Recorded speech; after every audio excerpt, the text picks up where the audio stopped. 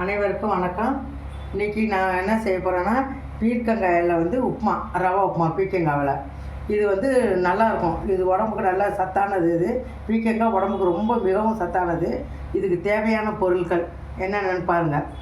ரவா, வறுத்த ரவா ஒரு கிளாஸ் எடுத்து வச்சுருக்கிறேன். பீர்க்கங்காய் தோலில் ரொம்ப மிகவும் சத்து உள்ளது. அதுக்காக அந்த தோல் கழுவிட்டு வச்சுருக்கிறேன். பீர்க்கங்காய் கட் பண்ணது வச்சுருக்கேன். வெங்காயம், முந்திரியை நெய்யில் போட்டு வறுத்து வச்சுருக்கிறேன். தாளிக்கிறதுக்கு பச்சை மிளகாய், வெங்காயம், கருவேப்பிலை, புதினா, கொத்தமல்லி இதெல்லாம் வச்சுருக்கேன். இது எப்படின்னு செய்கிறதுன்னு நான் சொல்கிறேன். ஃபஸ்ட்டு பச்சை மிளகாய் இதை நாம் அரைச்சிட்டு வந்துடணும்.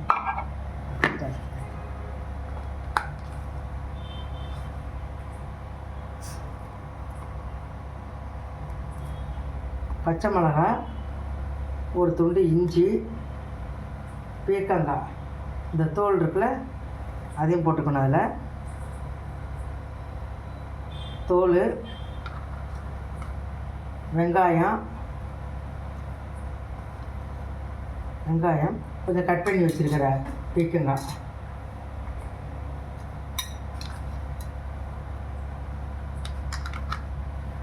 இதை நைஸாக அரைச்சிக்கணும். ஃபஸ்ட்டு அரைச்சிக்கணும். நம்ம இதில் எல்லாம் ஜாருக்கு அப்புறம் புதினா, கொத்தமல்லி கட் பண்ணி வச்சுருக்கேன். அதையும் சேர்த்து அதில் அரைக்கணும். ஏன்னா இது எல்லாமே நான் வெள்ளை ரவாவை செஞ்சால் குழந்தைங்க சாப்பிடாதுங்க. இது கொஞ்சம் கலர் பச்சை கலர் கொடுக்கும். குழந்தைங்க சாப்பிட்றதுக்கு டேஸ்ட்டாக இருக்கும். இதை முன்னாடி போய் அரைச்சிட்டு வந்துடுவோம். இப்போ தாளிக்க ரவா கூட இருக்குது. நான் அதுதான் வறுத்து வச்சுருக்கிறேன். வெள்ளை ரவாயை வச்சா குழந்தைங்க சாப்பிடாதுன்னா இந்த மாதிரி செய்கிறது. இப்போ கொஞ்சம் நெய் ஊற்றிக்கணும். அதில் தேவையான நெய், எண்ணெய் கூட ஊற்றிக்கலாம். நம்மளுக்கு எப்படி பிடிக்குமோ அது மாதிரி செஞ்சுக்கலாம்.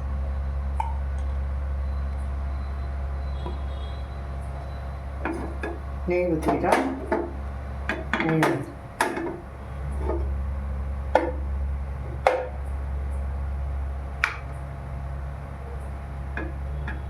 நெய் ஊற்றினது ஒரு 6 ஏலக்காவை முழுசாக போடணும். நெய்யில்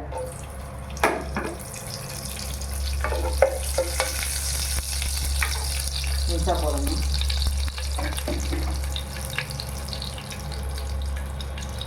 கொஞ்சம் கடுகு உளுந்து,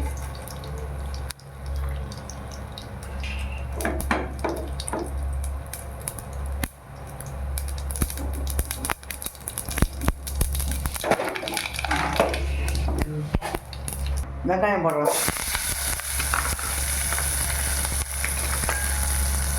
வெங்காயம் நல்லா வதக்கலாம்.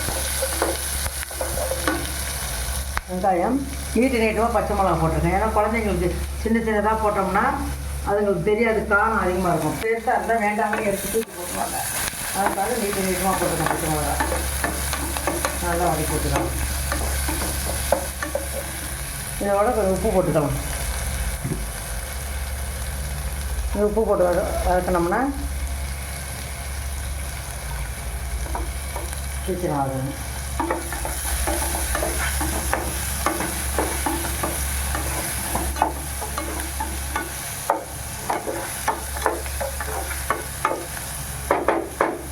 உப்பு போட்டு நல்லா வதங்கட்டும். இப்போ தனியாக கொஞ்சம் பீர்க்கங்காய் எடுத்து வச்சுருக்கிறேன். இதையும் அதோட சேர்த்து போட்டு வதக்கணும்.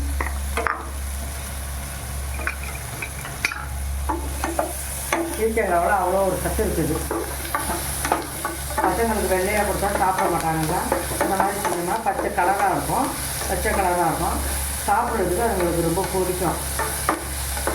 குழந்தைங்க ரொம்ப விரும்பி சாப்பிடுவாங்க.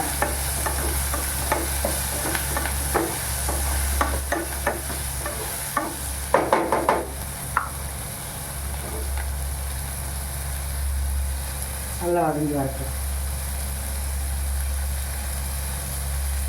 நல்லா வதங்கி வந்ததையும் இப்போ நான் இதில் அரைச்சி வச்சுருக்கேங்க.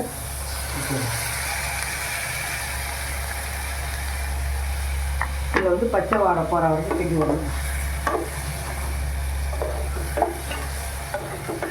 இந்த உப்புமா நீங்கள் செஞ்சு பாருங்கள், அவ்வளோ ருசியாக இருக்கும்.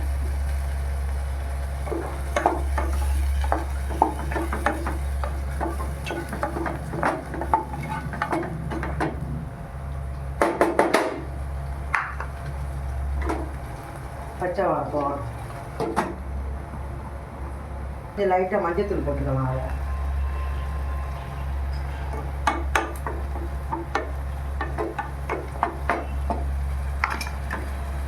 இன்னும் கொஞ்சம் தானே உப்பு போடுறோம், இன்னும் கொஞ்சம் லைட்டாக உப்பு போட்டுக்கலாம். உப்பு போட்டுக்கலாம். இப்போ 1 கப் ரவா எடுத்துருக்கேன். அதுக்கு வந்து 2 கப்பு தண்ணி ஊற்றணும். அதில் இதில் கொஞ்சம் தண்ணி எடுத்து வச்சுருக்கிறேன்.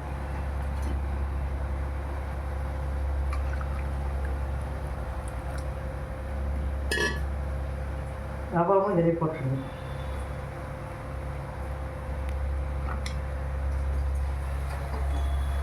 கொஞ்சம் சிம்மில் வச்சு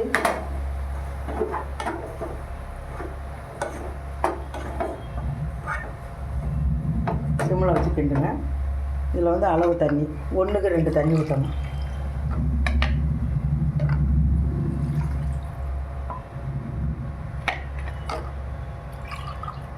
தண்ணி அதிகமாக ஊற்றக்கூடாது, கரெக்டான தண்ணி ஊற்றினா தான் உப்புமா நல்லாயிருக்கும். 2 தண்ணி ஊற்றிருக்கேன். நல்லா கிண்டி விடுங்க.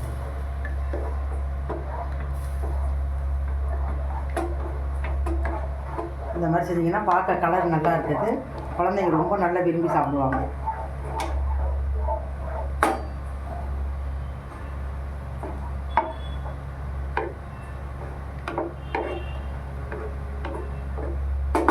சரியா?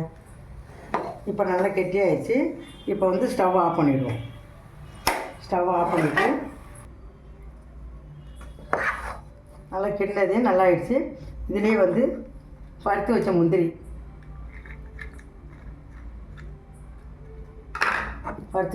போட்டிருக்கோம். நல்லா சுவையாக இருக்கும். நல்ல ஹெல்த்தியான சாப்பாடு இது. குழந்தைங்களுக்கு கொடுங்க, நீங்களும் சாப்பிடுங்க. மிகவும் சத்தானது. லைக் பண்ணுங்கள், ஷேர் பண்ணுங்கள், கமெண்ட் பண்ணுங்கள். உங்களோட ஆதரவு எப்பயுமே எனக்கு தேவை. நன்றி, வணக்கம்.